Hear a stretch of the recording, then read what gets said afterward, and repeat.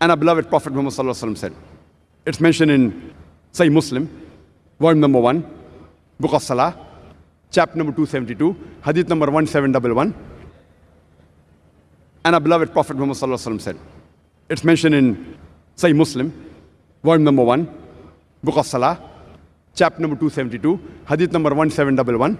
He said that once a person asked the Prophet, he said that once a person asked the Prophet,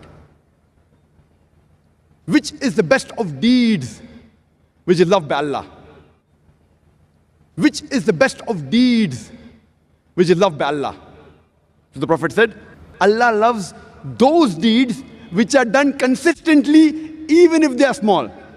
So the Prophet said, Allah loves those deeds which are done consistently even if they are small.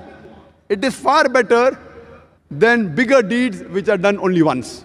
It is far better than bigger deeds which are done only once. So deeds which are done consistently are far superior than deeds which are done once in a while, even if they are greater.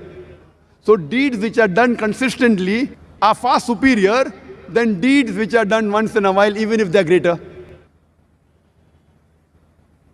So the goal should be Islamic.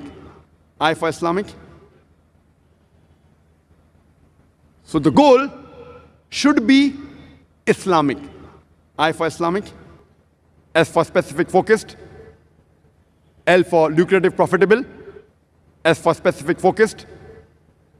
L for lucrative profitable. A for apt appropriate. M for measurable, which can be monitored. I for intention should be to please Allah.